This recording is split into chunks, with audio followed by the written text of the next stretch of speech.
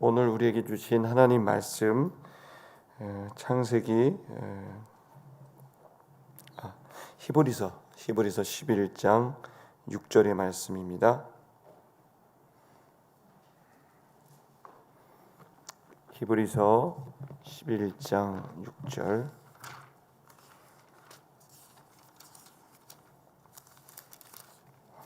제가 가진 성경은 365면 있습니다. 11장 6절입니다. 우리 다 같이 한 목소리로 봉독하겠습니다. 믿음이 없이는 하나님을 기쁘시게 못하나니 하나님께 나아가는 자는 반드시 그 계신 것과 또한 그가 자기를 찾는 자들에게 상 주시는 이심을 믿어야 할지니라. 아멘. 우리는 이제 21일 동안 예배 그 한 가지 이런 주제로 새벽 예배를 드리고 있습니다.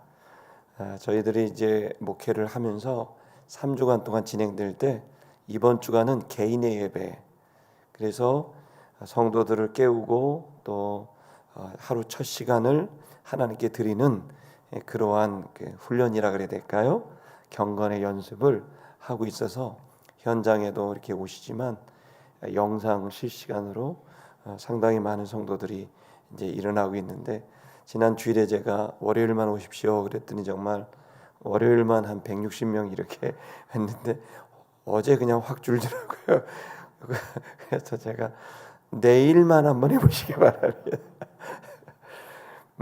이번에는 이제 새벽 기도회라고 안 하고 새벽 예배라고 한 것은, 기도는 하나님께 우리가 뭔가를 좀 구하는 게 강하다면 예배는 하나님께 경배와 찬양, 감사와 영광을 돌리는 겁니다. 그래서 하루 첫 시간을 좀 구하는 것보다는 하나님을 더 높이는 것이 중요하지 않겠나, 이런 마음에서 특별 새벽 기도회가 아니고 특별 새벽 예배로 하고 있습니다. 바라기는 이번 주간에 우리 성도님들, 현장에 오신 분들뿐만 아니라 또 비대면으로 영상으로 함께 하시는 모든 분들이 저는 하루의 첫 시간을 좀 이른 시간을 하나님께 이렇게 드리는, 경배와 찬양을 드리는 그러한 신앙이 여러분에게 배양될 수 있도록, 억지로 이때만 하는 게 아니라 자연스럽게 배양될 수 있도록 여러분 기도하시기를 바라고, 저희도 중보하고 또 매일마다 여러분이 현장에서 기도 제목을 카드로 써서 상당히 많은 분들이 헌금함에 넣으시고 또 어떤 분들은 또 헌금도 하시고 하시는데, 그 기도 제목을 갖고 제가 이제 기도하기 이제 시작하고 있고, 그러면서 성도들의 지금 기도 제목이 이런 것들이구나, 이런 마음을 갖고 있습니다. 아무쪼록 이번 주간 여러분 힘을 내셔서 우리 체질의 변화는 한 주간으로 안 되고, 어떤 분들이 그러는데 3주 정도는 돼야 체질이 바뀐다 그러더라고요.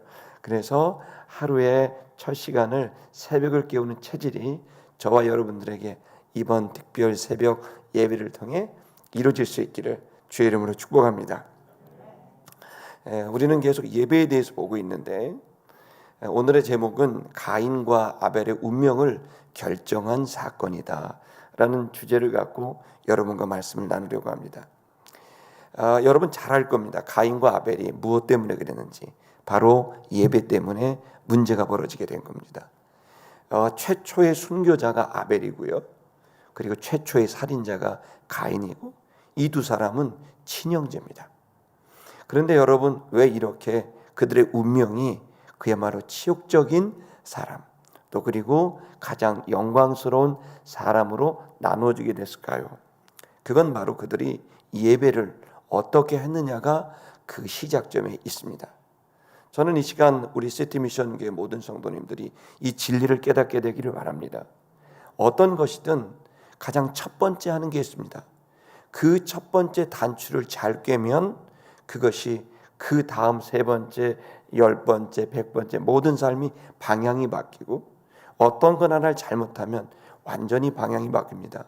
예를 들어 경부고속도로 타고 가다가 대전에서 까딱 잘못하다가 나 부산 가려고 그러는데 광주로 갑니다. 그 한순간 그 무엇 하나를 잘못 조작함으로 인해서 그 행선지, 목적지가 달라져 버릴 수 있거든요. 가인과 아벨은 아담과 하와의 한 배에서 나온 두 형제입니다. 똑같은 형제인데 누구는 최초의 살인자가 되고 누구는 최초의 순교자가 되는 영광의 사람, 치욕의 사람으로 바뀌게 되느냐. 여러분, 그것은 예배를 어떻게 드렸느냐로 인하여 결정이 된 거예요.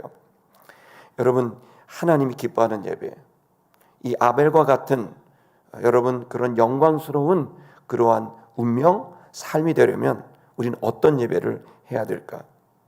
하나님이 기뻐하는 예배를 드리느냐, 하나님이 불쾌한 예배를 드리느냐. 가인이 예배 안 드린 거 아니에요. 가인도 예배 드렸고 제물을 가져왔어요. 지금 저와 여러분이 수많은 예배를 드려왔고 앞으로도 수많은 예배를 드릴 겁니다. 그런데 여러분 한번 생각해야 돼요. 어떤 예배는 하나님이 너무나 기뻐하는 예배인데 어떤 예배는 하나님이 불쾌한 예배가 있어요. 어떤 예물은 하나님이 받으셨는데 어떤 예물은 거절하시고 안 받으세요. 만약 우리가 드려왔던 예배가 하나님을 불쾌하게 하는 예배일 수도 있지 않을까? 여러분, 이 시간 우리는 그래서 하나님이 받으시는 예배가 무엇인지를 깨닫게 될 것입니다. 그리고 그 예배를 우리는 우리의 남은 생에 지금까지 어떻게 했던 괜찮습니다. 지금부터 하나님이 기뻐하는, 하나님이 받으실 만한 예배를 할 수 있기를 주의 이름으로 축복합니다. 예배에 성장이 있길 바랍니다. 지금까지 여러분이 어떻게 살아왔던 다 잊으세요. 오늘 이 순간 여기에서부터 내 남은 생에는 하나님이 기뻐하시는, 하나님이 감격하시는, 내 영혼은 만족하고 내 삶에는 열매가 풍성한 그 예배를 드리겠다고 결정할 수 있기를 주의 이름으로 축복합니다. 어떤 예배를 하나님이 기뻐하셨고 어떤 예배를 기뻐하지 않으셨을까요? 바로 믿음으로 한 예배를 기뻐하셨고 믿음으로 하지 않은 예배를 주님이 불쾌하게 여기셨습니다. 예배는 그들의 운명을 결정했습니다. 형제간의 운명은 완전히 달라졌습니다. 여러분, 이 예배 때문인데요. 예수님께서는 이 아벨의 예배를, 아벨의 그 삶을 이렇게 평가하셨습니다. 누가복음 11장 50절의 말씀을 보게 되면 앞에 보시면 다 같이 읽으실까요? 시작. 창세 이후로 흘린 모든 선지자의 피들이 이 세대가 담당하되 50절 그 다음에 51절 곧 아벨의 제가 읽겠습니다. 곧 아벨의 피로부터 제단과 성전 사이에서 죽임을 당한 사가랴의 피까지 내가 너에게 이르노니 과연 이 세대가 담당하리라. 이렇게 되어 있습니다. 최초의 그 피를 아벨의 피로부터라고 되어 있습니다. 자, 아벨은 그래서 하나님이 가장 영광스럽게 생각하는 그 순교자의 모범으로 첫 사람으로 이렇게 됩니다. 인류 최후, 근데 재미있는 건 인류 최후의 살인도 예배 때문에 이루어집니다. 요한계시록 18장 24절 우리 다 같이 읽겠습니다. 시작. 선지자들과 성도들과 및 땅에서 죽임을 당한 모든 자의 피가 그 성중에서 발견되었니라 하더라. 여러분, 인류 최초의 살인도 예배 때문이었고요.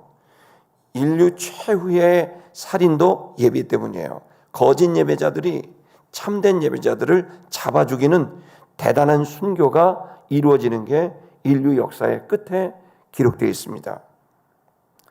예배자를 방해하고 예배자를 핍박하고 아름답게 포장해서 유혹해서 예배의 자리에서 떠나가도록 예배의 자리에서 멀어지도록 마귀 사단은 마지막 시대에 여러분 예배자들을 흔들어 놓는다고 얘기하고 있고 심지어는 그 예배자들을 죽이기까지 한다는 겁니다. 요한복음 8장 44절에 이렇게 말씀하셨습니다. 마귀는 처음부터 살인한 자요. 이렇게 되어 있습니다.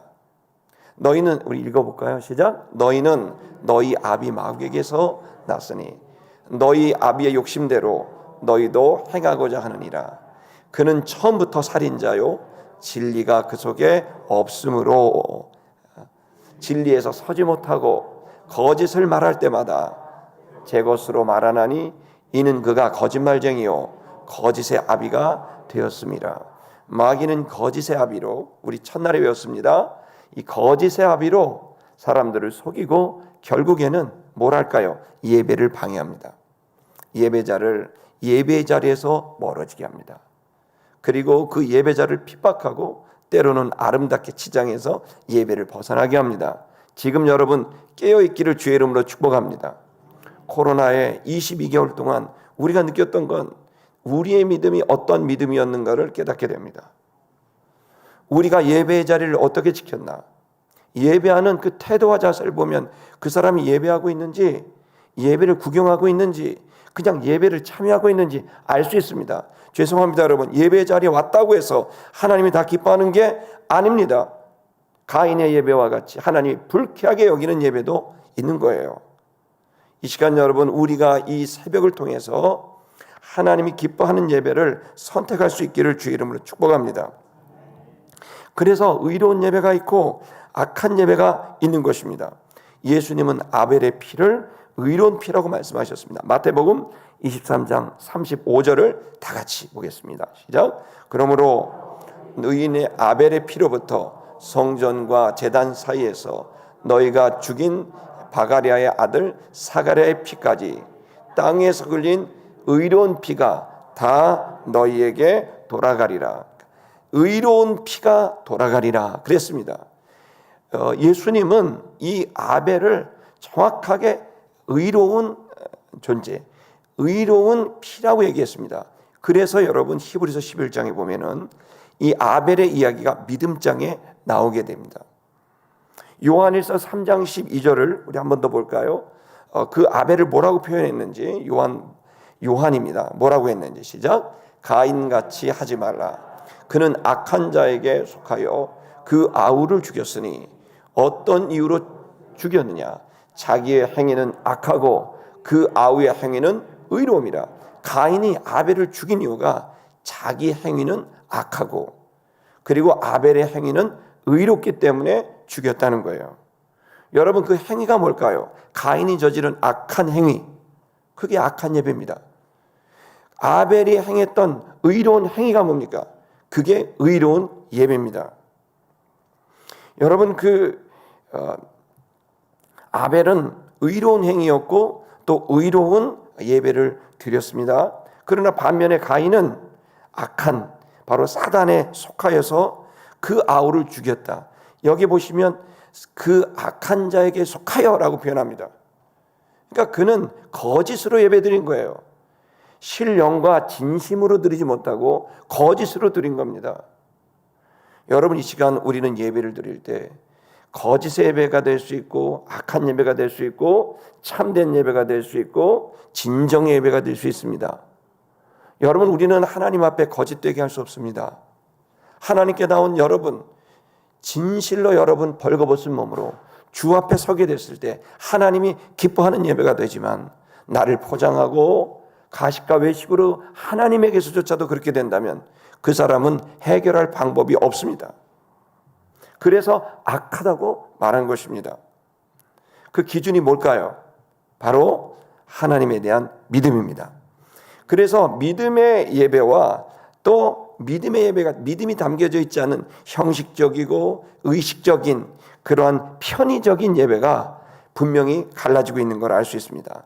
아주 유명한 구절입니다. 히브리서 11장 4절을 읽어볼까요? 히브리서 11장 4절 시작. 믿음으로 아벨은 가인보다 더 나은 제사를 하나님께 드림으로 의로운 자라 하시는 증거를 얻었으니 하나님이 그 예물에 대하여 증언하심이라. 그가 죽었으나 그 믿음으로써 지금도 말하느니라. 계속해서 반복되는 얘기가 뭡니까? 아벨은 뭘로 드렸다고요? 믿음으로 드렸다는 겁니다. 믿음으로 예배를 드렸다는 거예요. 그럼 여러분 믿음으로 어떻게 하는 게 믿음으로 드리는 걸까요? 아벨은 믿음으로 드렸고 가인은 믿음으로 드리지 않았는데 그 믿음으로 드렸다는 말이 뭘까요? 믿는다는 것은 여러분 그냥 신학적으로 세 가지를 믿는다 이렇게 이해하시면 쉽습니다. 첫째는 뭐냐면 하나님 그 존재 자체, 하나님이 여기 계시다라고 하는 걸 믿는 겁니다. 믿는다는 건 하나님의 존재를 믿는 거예요. 이 새벽에 나오신 여러분, 이 자리에 누가 있습니까? 담임 목사가 있는 게 아니라, 원로 목사님이 계신 게 아니라 하나님 계신 거예요. 여러분은 저한테 잘 보이려고 할 필요도 없고 다른 사람을 의식할 필요도 없어요. 하나님만 의식하면 돼요. 하나님이 계시다는 거예요. 두 번째 뭡니까? 그 하나님이 계실 뿐만 아니라 그 하나님이 우리에게 말씀하셨던 것들을 기억해야 됩니다. 여러분 하나님의 말씀을 믿는 겁니다. 언약의 말씀을 믿는 거예요. 그래서 여러분 하나님 말씀을 대할 때 이 말씀을 사람의 말로 듣지 아니하고 하나님의 말로 듣게 될 때 그 말씀이 능력이 있고 복된 줄 믿습니다. 하나님의 말씀으로 믿어요. 또 뭘 믿어야 될까요? 세 번째, 하신 하나님의 언약의 말씀, 그 축복의 말씀을 하나님은 이룰 수 있는 능력이 계시다는 걸 믿는 거예요.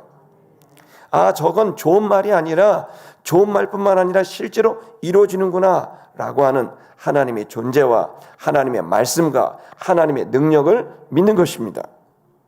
그 약속을 성취하는구나. 여러분, 그래서 수많은 사람들이, 노아와 아브라함 모든 사람들은 전부 다 그렇게 하나님을 믿음으로 예배했다고 히브리서 11장에 기록되어 있죠.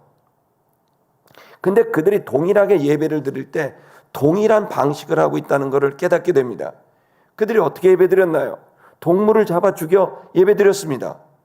모든 사람은 믿음으로 드렸다라고 하는 말과 또 뭐가 되냐면 그 모두는 동물을 잡아 죽여서 예배를 드린 겁니다. 이게 무슨 상관이 있을까요? 상관이 있습니다.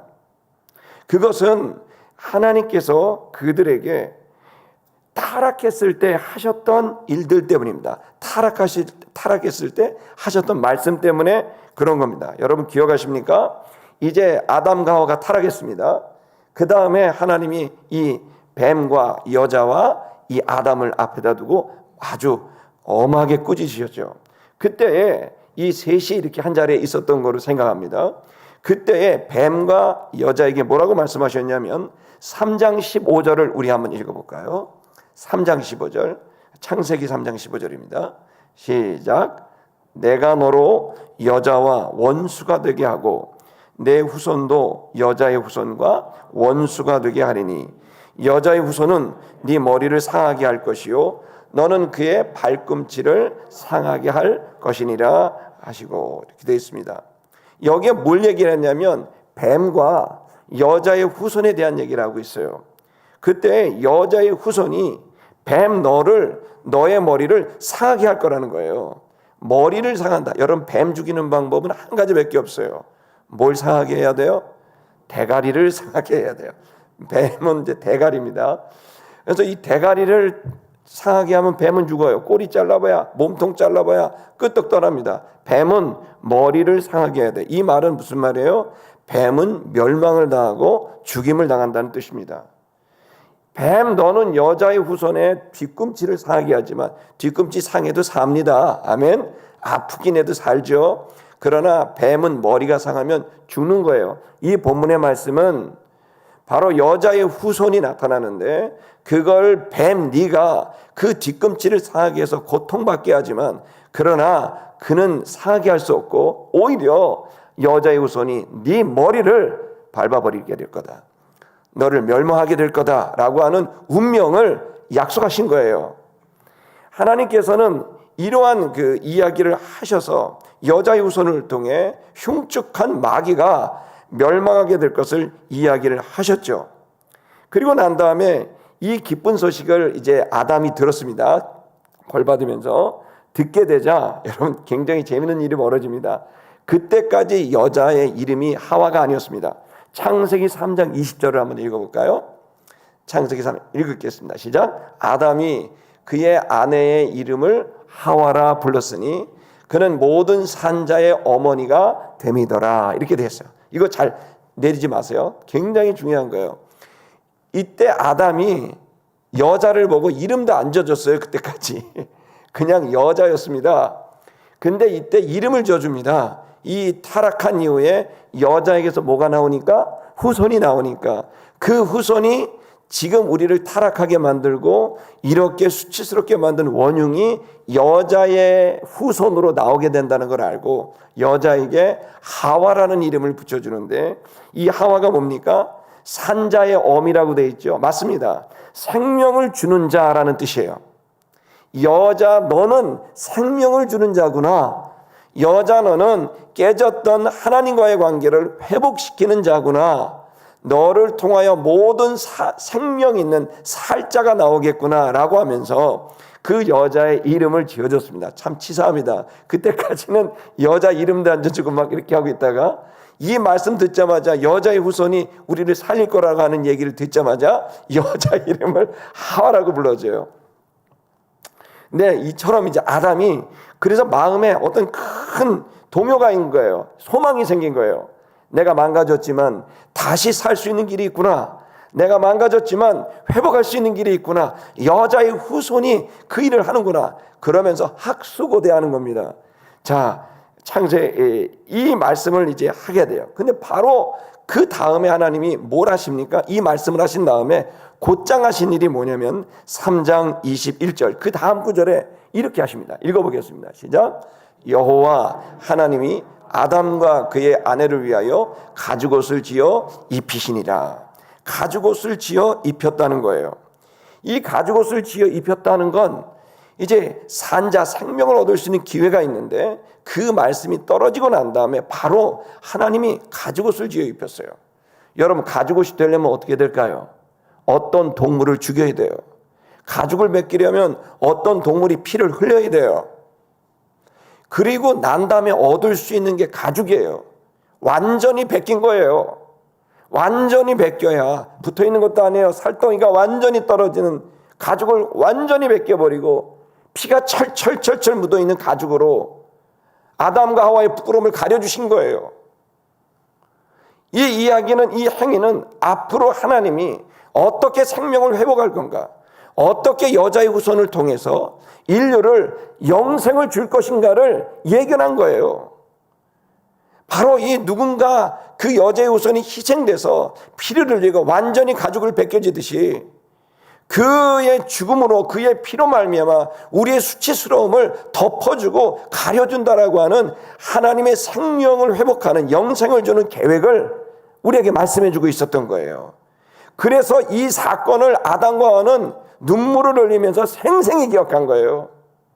내가 죄가 얼마나 추악한지 내 죄 때문에 어떤 동물이 죽은 거예요. 그 어떤 동물이 죽임을 당했고 완전히 벗겨져서 피를 철철 흘리면서 그 동물이 죽어서 그 피가 내 부끄러움을 가리는구나. 그 가죽이 내 부끄러움을 가리는구나. 그래서 아담과 하와는 너무너무 이 처절한 마음에서 타락 이후에 회개와 반성을 합니다. 그리고 아담은 기다립니다. 여자의 후손이 나타나기를. 그리고 가죽옷을 지어서 부끄러움을 가려주셨던 이 사건을 기억하는 거죠. 이건 언약의 말씀이고 구원의 말씀입니다. 그래서 여러분 4장 1절, 창세기 4장 1절을 읽어보겠습니다. 시작. 아담이 그 아내 하와와 동침하매 하와가 임신하여 가인을 낳고 이르되 내가 여호와로 말미암아 득남하였도다 하니라. 보십시오. 이 내가 아들을 얻었다 이렇게 표현되죠. 근데 이 원문을 보면은요, 히브리어는 직접 목적어와 간접 목적어가 있어요. 어려운 말이지만 목적어가 두세 개 막 여러 개도 있어요. 근데 직접 목적어라 그래서 이것을이라고 하는 한 가지를 강조합니다. 이 본문에서 무엇을이 직접 목적어냐면 거기 표시를 해놔요. 그 표시가 어디가 있냐면 여호와께가 있는 거예요. 즉 이 말은 아담은 너무나 여자의 후손을 기다렸는데 아들을 얻었어요. 너무 기쁜 거예요. 내가 아들을 얻었도다라고 기뻐합니다. 근데 진짜 직접 목적어는 여호와인 거예요. 즉 아담은 이 여자의 후손이 태어나자 뭘 소망했냐면 드디어 내가 잃어버렸던 여호와를 얻었도다 하면서 기뻐한 거예요. 얼마나 간절히 여자의 후손을 기다렸는지 모르는 거예요. 그러니까 여자의 후손도 기쁘지만 더 기쁜 건 여호와를 얻게 됐다라고 하는, 죄로 인하여 완전히 단절되어 있는 이 처절한 이 상태에서 아담은 여자의 후손을 기다렸던 거죠. 여러분, 그래서 아담과 하와에게는 여자의 후손이라는 것과 그 다음에 가죽 옷이라고 하는 이 두 가지는 어떻게 약속입니다. 여자의 후손을 주겠다는 건 언약이고 가죽 옷을 지어 입은 것은 방편입니다. 그래서 구원의 약속과 구원의 방편을 주게 된 거예요. 그래서 그 이후부터 모든 예배는 뭘로 합니까? 그 언약의 말씀을 기억하고 그 방편을 기억하게 하기 위해서 예배에 뭐가 담깁니까? 하나님이 행하셨던 약속의 말씀과 그 약속의 행위들을 그 예배에 담게 된 겁니다. 그래서 아벨은 믿음으로 드린 거예요. 이 믿음으로 드렸다는 건 하나님을 기억하게 된 거죠. 아까 존재를 기억한 겁니다.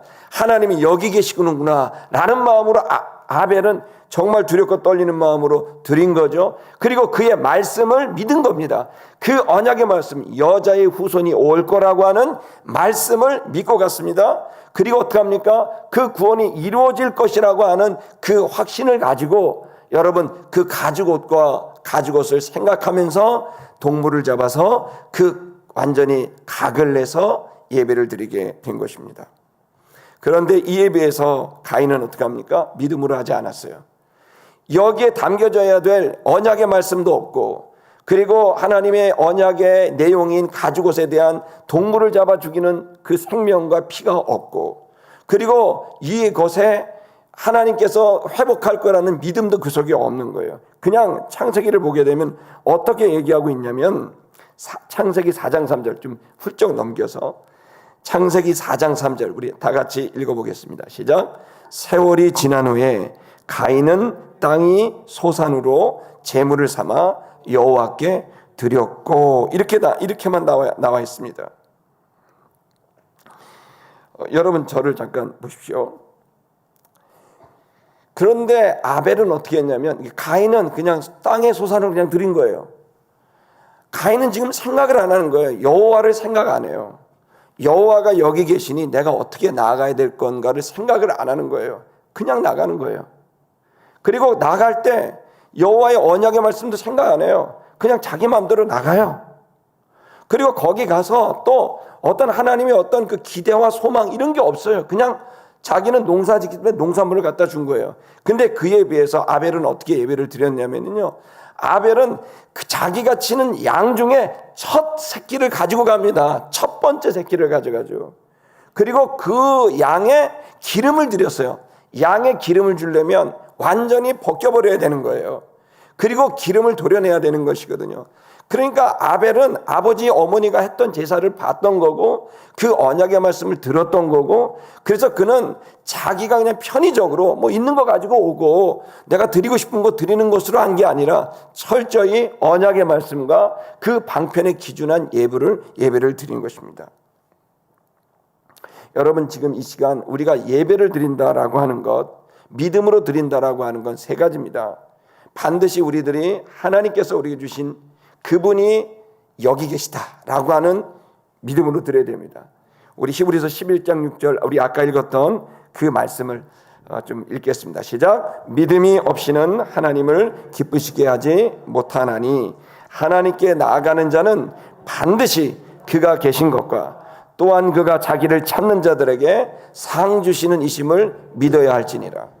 두 가지를 믿어야 된다고 되어 있죠. 첫째, 반드시 그가 계신 것과, 여러분, 이것이 믿음의 예배인 거예요. 여기에 하나님이 계시다라는 마음으로 예배드려야 돼요. 그러면 옷깃을 염려해야 돼요. 아무렇게나 드릴 수 없어요. 두 번째, 그에게 나아가면 반드시 찾는 자들에게 상을 주신다는 거예요. 무슨 상입니까? 여러분, 이 상이 바로 생명인 것입니다.